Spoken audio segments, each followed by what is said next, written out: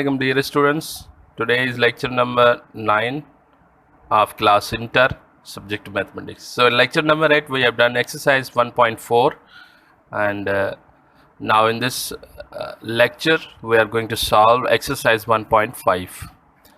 So start with question number 1. Show that the sequence an is divergent in the following cases. So जैसे कि हमने पहले कुछ lectures में पढ़ा था सीक्वेंस के बारे में, उसके बाद सीक्वेंस टाइप ऑफ सीक्वेंस जिसमें दो टाइप्स थी, एक डाइवर्जेंट सीक्वेंस थी, एक कन्वर्जेंट सीक्वेंस थी। तो डाइवर्जेंट सीक्वेंस की भी हमने डेफिनेशन पढ़ी थी और कन्वर्जेंट सीक्वेंस के भी हमने डेफिनेशन पढ़ी थी। तो यहाँ पे इस सवाल में शो ये करना है कि सीक्वेंस आइदर डाइवर्जेंट है फॉलोइंग केसेस में या नहीं है। तो सबसे पहले जो सीक्वेंस है a n is equal to 2 power n, यहाँ पे सीक्वेंस मिली हुई है a n is equal to 2 power n. तो इस सीक्वेंस को हमें मालूम करना है डाइवर्जेंट, आइदर डाइवर्जेंट और नॉट। तो सॉल्यूशन में सबसे पहले n is equal to 2 power n, यहाँ पे टेकिंग करेंगे लिमिट अप्लाई करेंगे, n goes to infinity on both side, apply करेंगे लिमिट इन्फिनिटी बोथ साइड्स। तो लिमिट अप्लाई की यहाँ पे limit n goes to infinity a n is equal to limit n goes to infinity 2 power n. तो जब apply limit की यहाँ पे लिमिट भी अप्लाई करेंगे, limit applying limit 2 power n, n की जगह पे यहाँ पे इन्फिनिटी आ जाएगा क्योंकि एन गोज टू इन्फिनिटी। तो 2 power infinity again this is equal to limit n goes to infinity a n is equal to infinity. So 2 power n infinity, 2 power infinity again बराबर infinity का आता है। So the given sequence is divergent. इस sequence को हम divergent कहेंगे क्योंकि this sequence is going to large and sufficiently infinite number, that's why this sequence is divergent sequence. Another sequence is here A n is equal to -3 whole power n -1। तो यहाँ पे एक और sequence given है। तो a n is equal to -3 whole power n -1, taking limit n goes to infinity. यहाँ पे limit on both side apply करना है, जैसे हम पहले करते आए कर आए हैं कुछ लेक्चर्स में। तो n goes to infinity apply करेंगे लिमिट ऑन बोथ साइड्स, इस तरफ भी n goes to infinity apply की, यहाँ पे भी n goes to infinity apply की। तो अप्लाई लिमिट, यहाँ पे हमें n goes to infinity apply करेंगे लिमिट -3 होल पावर इन्फिनिटी -1। तो infinity -1 again this is equal to infinity, so -3 whole power infinity will be again infinity. So limit n goes to infinity, a n is equal to infinity. This sequence is called the divergent sequence. इसी तरीके की एक और example है इस तरीके का, a n is equal to -5 whole power n. Again with the same way we are going to solve this solution taking limit n goes to infinity। यहाँ पे सबसे पहले लिमिट अप्लाई करनी है both side n goes to infinity. सबसे पहले limit रखनी है limit n goes to infinity a n, इस तरफ भी is equal to limit n goes to infinity -5 whole power n. तो अप्लाई लिमिट का मकसद एन गोज टू इन्फिनिटी हमें यहाँ पे अप्लाई करनी है। तो अप्लाई करने is equal to -5 whole power infinity. तो -4 होल पावर इन्फिनिटी, तो -5 whole power infinity again is equal to infinity. Limit goes n goes to infinity a n is equal to infinity. So infinite shows that this sequence is a divergent sequence. So that's why these three sequences which we had given, those three are divergent sequences.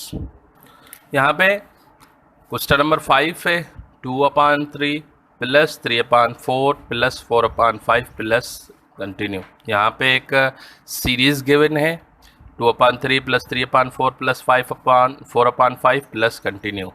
तो यहाँ पे question number 5 ये कह रहा है, यहाँ पे एक सीरीज गिवन है, इस सीरीज को हमें यहाँ पे मालूम करना है कि either this series is divergent और not.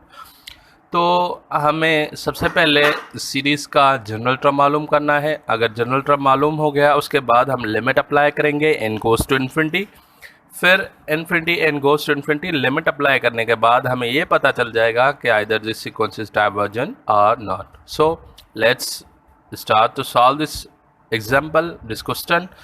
Solution S, let S n is equal to 2/3 S n, इसका मतलब यहाँ पे सपोज करते हैं S n this is shows the sum, this is series of sum. तो ये शो करती है एस एन, जस्ट इस सीरीज को एस एन से शो किया है। This series can written as, यहाँ इस सीरीज को हम इस तरह भी रख सकते हैं, S n is equal to 1 minus 1/3। अगर 1 को माइनस करेंगे 1/3 से तो जवाब 2/3 आएगा, क्योंकि 3 के एलसीएम लेंगे, यहाँ पे 3 मल्टीप्लाई करेंगे 1 से, 3 माइनस 2 1 आ जाए, तो 2/3 यहाँ पे 2/3 को हम 1 माइनस 1/3 भी रख सकते हैं। इसी तरह प्लस 3/4 को 1 माइनस 1/4 भी रख सकते हैं, क्योंकि 1 माइनस 1/4 हल करेंगे तो 3/4 आएगा। इसी तरह प्लस अगेन 4/5 को हम इस तरह रख सकते हैं, 1 minus 1/5, 1 minus 1/5 this is equal to 4/5। अगर 1 माइनस 1/5 को हल करेंगे तो जवाब 4/5 आएगा। तो प्लस टू कंटिन्यू, इसका मकसद we can write this series is this. तो again S n is equal to यहाँ पे दो सीक्वेंसेस यहाँ पे हो रही हैं। एक तो सीक्वेंस है, एक तो ये सीक्वेंस है 1 की, 1 1 1 1 1, और दूसरी यहाँ पे सीक्वेंस है 1/3 1/4 1/5। तो this is other sequence, this is another sequence. तो 1 + 1 + 1 अप टू कंटिन्यू। यहाँ पे 1 सारे एडिंग में है, सबसे पहले उनको एंड टर्म तक जाना है, उसके बाद सब्ट्रैक्ट किया है, माइनस किया है 1/3 1/4, यहाँ पे 1/3 था, 1/4 था, 1/5 था, this is another sequence up to n। तो दो सीक्वेंस थी, एक 1 की सीक्वेंस 1 एंड टर्म तक गया, और इसके बाद दूसरी sequence subtract minus this sequence. So we are going to consider this sequence as a AP arithmetic progression, 3 4 5 as a arithmetic progression. तो अर्थमेटिक प्रोग्रेशन के हिसाब से फार्मूला अप्लाई करना, यहाँ पे सबसे पहला a बराबर है 3 के और d बराबर है 4 - 3। इसका मकसद 4 second term minus first term, this is a difference. 4 - 3 करेंगे 1 आ जाएगा, एक 3 आ जाएगा। तो फार्मूले के हिसाब से Tn is equal to n + n-1 into d। तो a सबसे पहला टर्म है 3, उसके बाद n-1 इंटू d। तो 3 + n-1 इंटू d बराबर 1 के हैं, तो 3 + n 1 × n से करेंगे, फिर -1 से करेंगे, तो 3 + n-1 आ जाएगा। तो 3 - 1 तो n + 2 जवाब, 3 से -1 करेंगे तो +2 का जवाब आएगा। तो Tn is equal to n + 2। This is the general term of the sequence 3 4 5 arithmetic progression, this is the general term of that sequence. So अब इसका तो 1 जो सीक्वेंस है 1 वाली, उसका तो n टर्म आएगा, क्योंकि 1 is continuing up to n, this is nth। So the n is the general term of that one sequence. So अब इसको जनरली लिखेंगे जनरल टर्म के फॉर्म में, Sn is equal to n-1/n + 2। तो n लिखा है 1 की जगह पे, -1/n + 2, क्योंकि जो 1/3 1/4 1/5 उसका जनरल टर्म n + 2 आया, तो n + 2 3 4 5 की जगह पे n + 2 रखा है। सो दिस इज जो general term of this sequence. अब जब हमें जनरल टर्म मालूम हो गया, अब सीक्वेंस की हमें लिमिट अप्लाई करके उसका यह मालूम करना है either this sequence is divergent और not. So Sn is equal to n-1/n + 2, taking limit n goes to infinity on both side. यहाँ पे लिमिट अप्लाई करनी है, n goes to infinity, n goes to infinity, Sn is equal to limit n goes to infinity n-1 1/n। तो यहाँ पे सबसे पहले limit n के n पे भी अप्लाई करनी है और 1/n + 2 पे भी। तो अलग लिमिट अप्लाई करेंगे n पे और limit n goes to infinity पे अलग अप्लाई करेंगे। तो limit n goes to infinity, यहाँ पे n की जगह infinity आएगा और -1/∞ + 2। तो infinity -1/∞ + 2 अगेन infinity, so 1/∞, और infinity -1/∞ 1/∞ is equal to 0। तो infinity -0, so again limit n goes to infinity, Sn is equal to infinity। So this series is divergent series because this is the number is in that sequence is sufficiently large. This series is shows the divergent series. Question number 7 is here. 1 - 3/4 + 9/16 - 27/16 64 plus up to continue. यहाँ पे एक और series given है, वो alternative series है, यहाँ पे plus है माइनस है। और अब इस सीरीज का हमें सेम जैसे हमने पहले सॉल्यूशन किया है, पहले सीरीज का जो सॉल्यूशन किया है, इसी तरह हमें सबसे पहले जनरल टर्म मालूम करना है, उसके बाद लिमिट अप्लाई करनी है, फाइंड करना है कि डाइवर्जेंट है या नहीं है। याद रखिएगा, अगर इन्फिनिटी आए तो डाइवर्जेंट है, अगर नहीं आए कोई नंबर आए तो उसका मकसद वो है कन्वर्जेंट। तो solution let S n is equal to, यहाँ पे s n just shows the sum of series 1 minus 3/4 plus 9/16 minus 27/64 plus 1 continue. So it is a geometric series. This shows the geometric series. यहाँ पे ये series जो है geometric series को show करे, इसीलिए हम geometric series का फार्मूला अप्लाई करेंगे। तो as we noted the formula of a geometric series, Sn is equal to a 1 minus r power n divided by 1 minus r.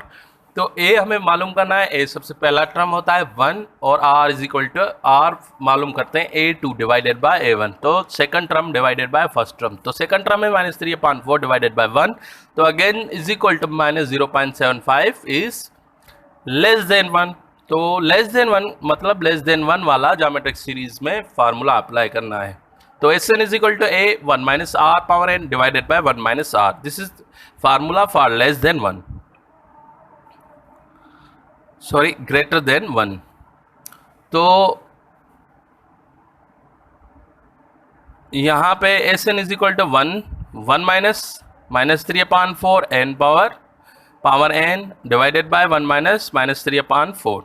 तो Sn is equal to 1 minus, यहाँ पे -3/4 just r की जगह रखा है, और divided by 1 plus minus into minus, यहाँ पे प्लस आ गई। इसी तरह यहाँ पे हमें जो general term of this series मिला 4/7 1 माइनस -3/4 और अपॉन n। यहाँ पे अब लिमिट अप्लाई करनी है, taking limit n goes to infinity on both side, limit apply करेंगे both side, n goes to infinity, Sn is equal to limit n goes to infinity 4/7 1 minus 3/4 whole power n। तो limit 4/7 बाहर निकाला, limit apply करेंगे अब अंदर पे, apply limit यहाँ पे 1 माइनस, यहाँ पे n है, जहाँ पे वहाँ पे इन्फिनिटी अप्लाई करेंगे, 1 माइनस -3/4 होल पावर इन्फिनिटी। तो -3/4 whole power infinity again 0, so 1 minus 0 again 1 minus 0 multiply करेंगे 1 से 4/3। So this series is convergent series because there is a number. अगर इन्फिनिटी आता तो वो सीक्वेंस को हम डाइवर्जेंट सीक्वेंस कहते हैं। तो यहाँ पे आपने देखा सबसे पहले सीक्वेंस गिवन थी, उस सीक्वेंस को हमने जनरल टर्म मालूम करना था, यहाँ पे अप्लाई किया, ज्योमेट्रिक सीरीज का था फार्मूला, लेस देन 1 था, इसीलिए लेस देन 1 वाला फार्मूला अप्लाई किया, उस सीरीज के हिसाब से हमें जनरल टर्म गिवन हो गया। उस जनरल टर्म के बाद हमने उस सीरीज का लिमिट अप्लाई किया, लिमिट अप्लाई करने के बाद हमें ये पता चला this series goes the convergent sequence. So dear students, this is today's lecture. So आज के लेक्चर के लिए आपके असाइनमेंट जो है और remaining problem of this exercise 1.5 वो आपको सॉल्व करने हैं। सो असाइनमेंट सबमिट ग्रुप में करवानी है। So thank you dear students.